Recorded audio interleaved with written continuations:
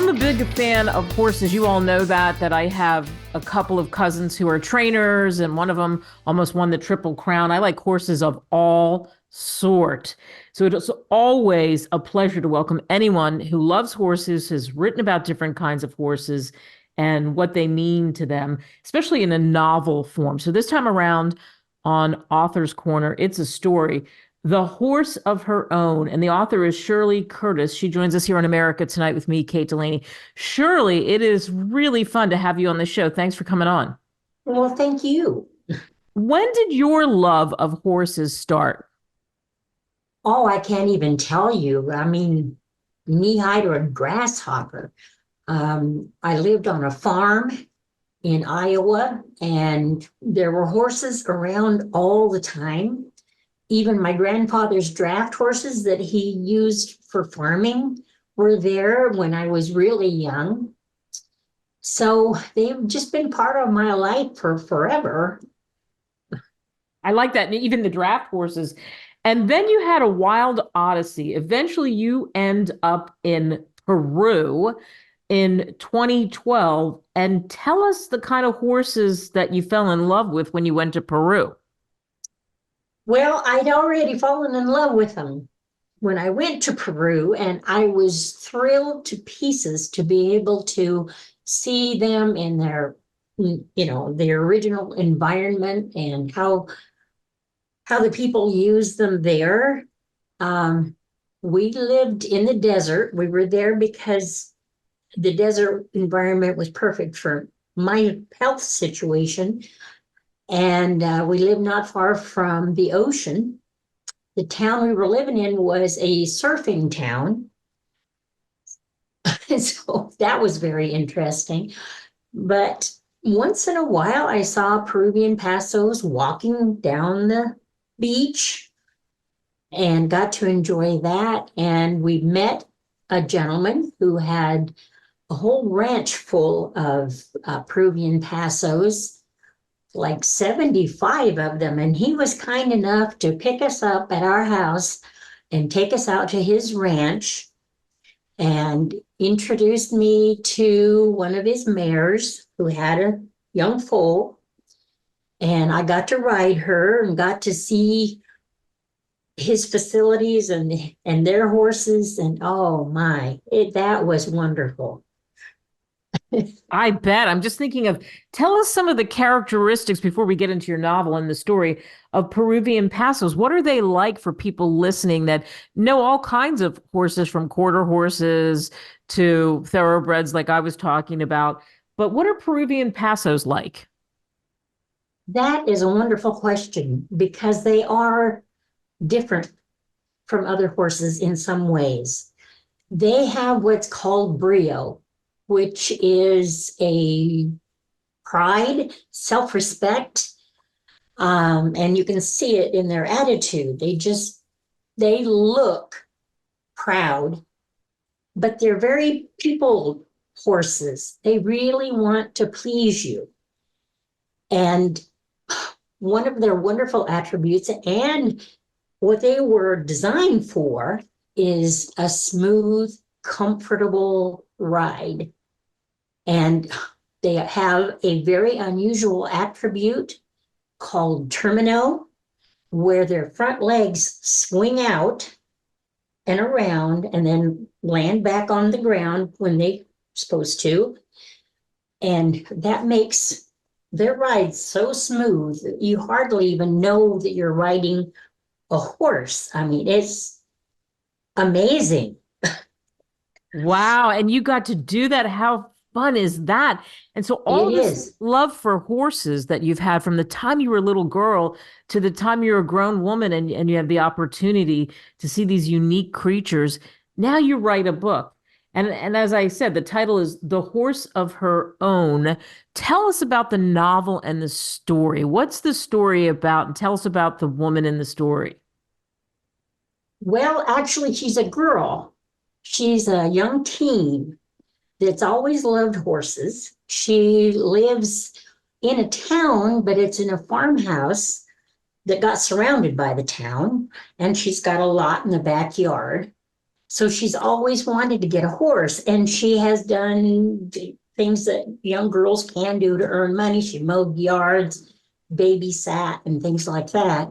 But the day came when she thought it was time to get her horse.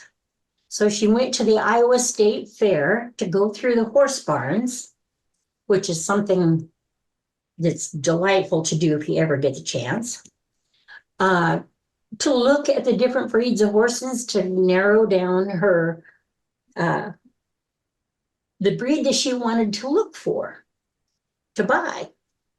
Well, she saw a Peruvian Paso there and just fell in love with it. And she had never heard of them before, never seen one before, but that was the horse that she wanted. They just bonded. And so then she had to start looking for a horse. So the story is looking for the horse, getting the horse, and keeping the horse. But the complication was that after she went to the horse barn and met up with her family again, they went on some rides and she went down the giant slide and caught her legs up in the burlap bag they give you to slide down on and severely hurt a knee. So she ended up having to have surgery and therapy and all those things that come with an injury like that. So the problem was she didn't know if she was going to be able to ride. She didn't know if she was going to be able to find a horse. She didn't know if she was going to be able to keep the horse. She had a very protective family and they wanted the best for her. So that was her big conflict and concern. And that's why I called it the horse of her own, or that horse of her own, because she wanted not just any horse, but the one that connected with her, if you know what I mean. Yeah, so she had a connection with the horse as this young girl verging on a few years later becoming a woman, but at this age doing the thing that you said. I love the description, going through the Iowa State Fair, going to the horse barns, and then having this opportunity. And then it was her brother that wanted to go down the giant slide, right? And so Yes, that's what took her yes, there. yes. Wow. And then the burlap bag. And I think so many of us can relate to that. Well, we're not going to tell everybody the whole story. They're going to be able to get your book on Amazon or Barnes and Yes. Noble, and they can read the wonderful story and I think really connect to it. What do you hope people take away from reading your novel? Oh my goodness. There's several things. You can accomplish your dreams. Determination can get you through a lot, and patience. Um, she had to be very patient to, endure the knee injury, endure her father's um, concern and almost hostility for her getting a horse. Anyway, it can be done. And it ended happily. I'll put it that way. Yeah, don't I spoil the like a happy ending. ending. We like happy endings. I like happy endings. I'm so tired of people who give us miserable endings. So that's another beautiful thing about Yes. your book, that's for sure. And you still love the horses, right? You can watch horses from Oh, afar. You can go to the yes. fair and see them, and they are such incredible creatures. They are. They are a very special animal. I mean, how many animals do you know that are willing to work with people like horses are, like dressage and whatever? I mean, there is such a close relationship between people and horses have always been used to get things done or to be enjoyed. And I think that is so special, and they're so beautiful. Boy, I so agree. You and I could sit down for tea and talk about horses all day long.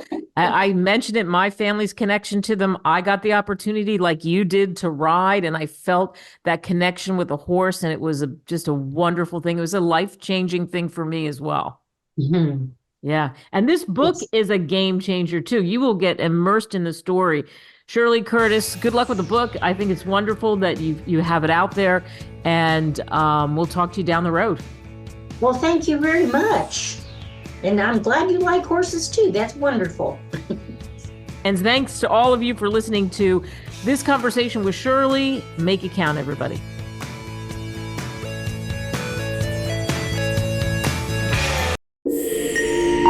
Visit us at www.greatwritersmedia.com. Email us at info@greatwritersmedia.com or call us at +1 877 556 0487.